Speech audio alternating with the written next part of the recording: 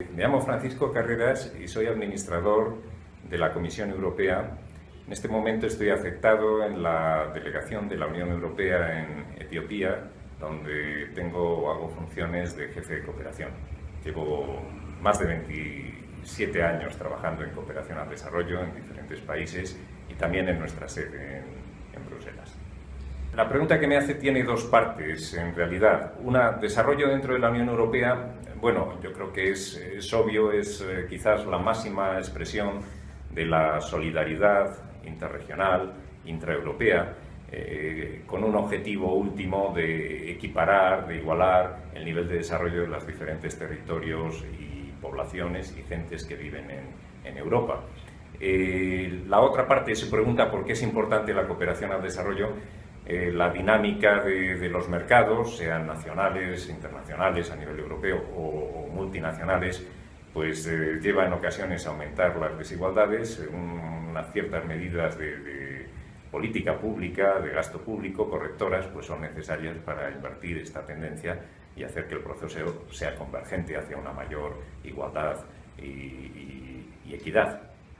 Interreg es un viejo programa, es decir, yo recuerdo cuando comencé a trabajar para las instituciones europeas en el año 90, empezaba Interreg como una de las innovaciones de los fondos estructurales, la reforma de los fondos estructurales que decíamos entonces, y si consigue o no, en realidad sí, claro, el programa está definido. Su objetivo general sería reducir la marginalidad, reducir la pobreza, igualar el nivel de desarrollo de zonas fronterizas, de zonas marginales, periféricas, con los centros de desarrollo más potentes del continente y al mismo tiempo igualar el desarrollo de esas zonas fronterizas europeas con la de sus vecinos del otro lado de la frontera fuera del territorio europeo. Desde ese punto de vista, ese es un objetivo netamente, claramente de desarrollo y el programa contribuye a él. Las actividades del programa están diseñadas para contribuir a este objetivo. Bien, es un programa territorial, tiene una base territorial, geográfica, es un programa transfronterizo, es un programa de cooperación con países terceros, puesto que implica países de la vecindad del territorio europeo, y es un programa al mismo tiempo de desarrollo intraeuropeo, de estructuras europeas. Desde ese punto de vista es un programa complejo. Al ser un programa complejo hay un montón de variables que pueden influir en que se alcancen o no los objetivos del mismo, pero como digo, con la evolución y las diferentes fases que ha habido y habiendo alcanzado ya desde el principio un porcentaje considerable de los objetivos que se pretendían alcanzar, pues cabe la esperanza, la expectativa de que efectivamente este programa tenga éxito.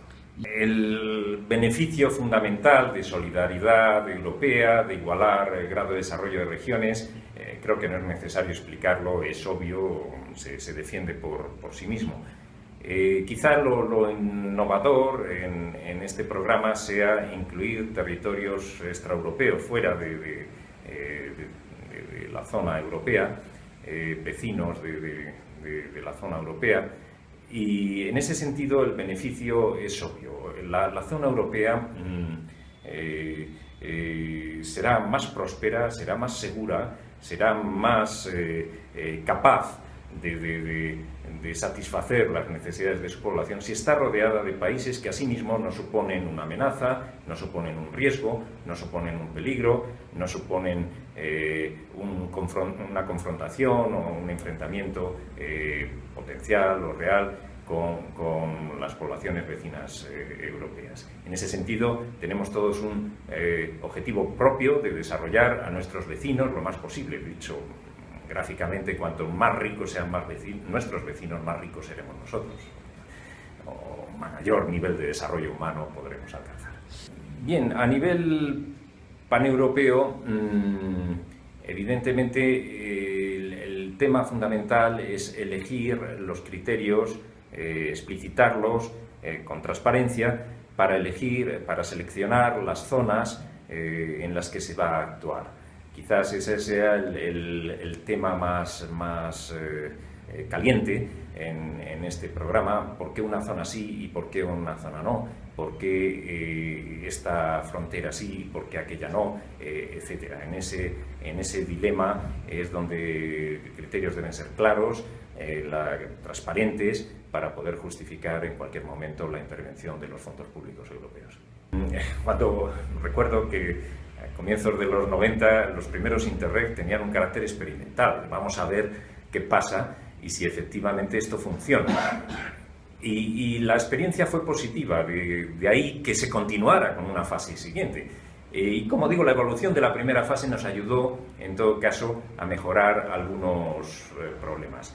Me puedo referir, por ejemplo, a los criterios de selección geográfica, criterios de necesidad de transparencia, de justificar en todo momento las decisiones que se tomaban, necesidad de articular los proyectos que estaban un poco aislados, eran proyectos independientes entre ellos, de forma que tuvieran un carácter más programático, más estructural y menos puntual, menos ad hoc, etcétera. Todos esos problemas se han ido mejorando en las fases sucesivas y tenemos esperanza de que la fase actual, pues de hecho, sea la más perfecta y por lo tanto que haya una progresión positiva en la eficacia y en el impacto del programa. En el momento en que Interreg es un conjunto de proyectos, tiene una limitación estructural clara, yo aspiro a que definamos esos proyectos más como actividades de un programa coherente, estructurado, con visión de futuro sostenible,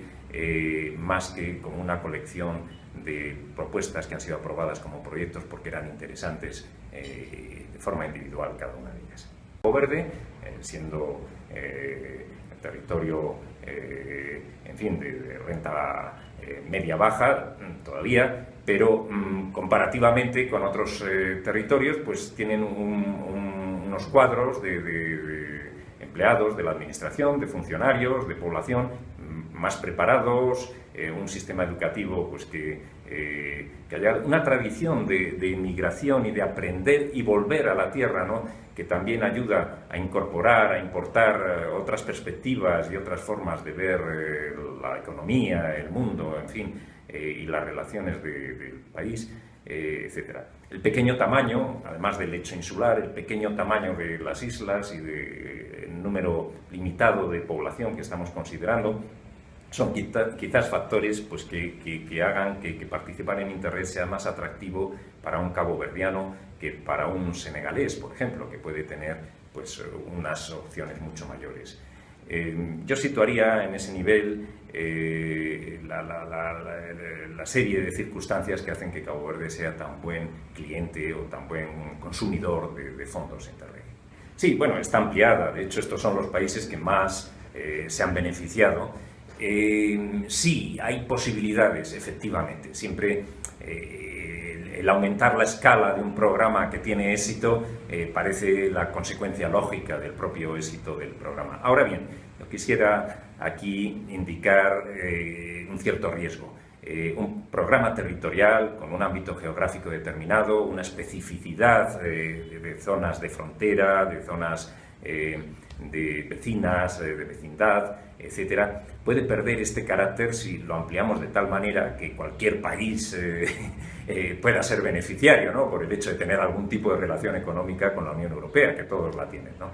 En ese sentido, para guardar un poco el carácter especial, específico, que ha originado el que se creara este programa, esta intervención específica, es bueno mantener unas restricciones de tipo geográfico y no ampliar excesivamente la zona, lo que nos llevaría a difuminar, en fin, a perder un poco ese carácter especial que justifica el programa en sí mismo.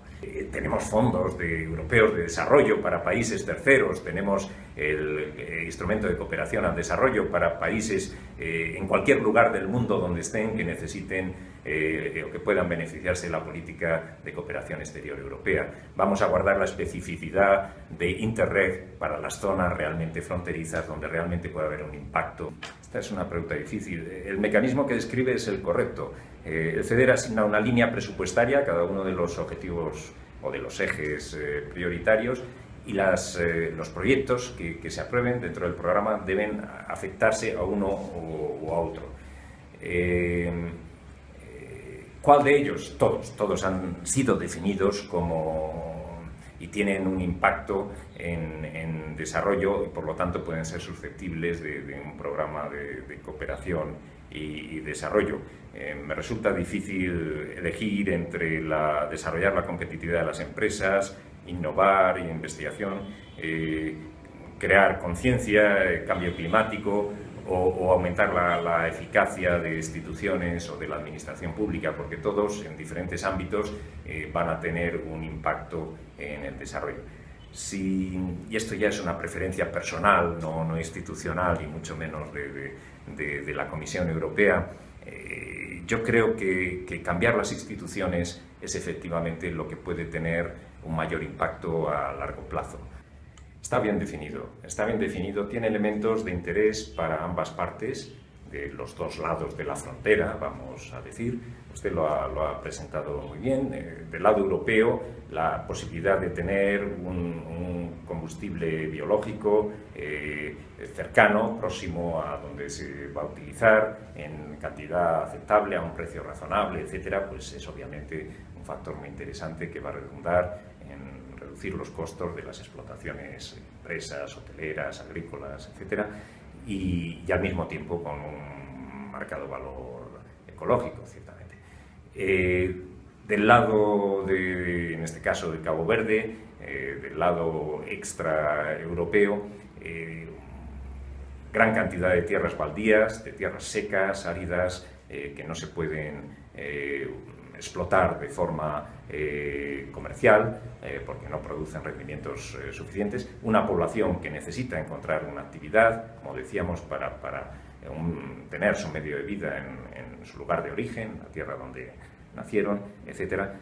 La simbiosis es perfecta, ¿no?, entre necesidades de unos y de otros y beneficios para unos y otros. Me gustaría, sin embargo, llamar la atención sobre algunos aspectos de riesgo que este tipo de operaciones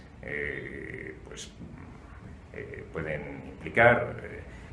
La extensión de cultivos como la Nicotiana glauca a grandes terrenos no debe hacerse en detrimento de la producción de alimentos, ya que muchas de estas zonas son inseguras desde el punto de vista de alimentación. Por lo tanto, debe hacerse siempre sin reducir la producción normal de alimentos para el consumo humano y animal. Primera observación. La segunda, obviamente,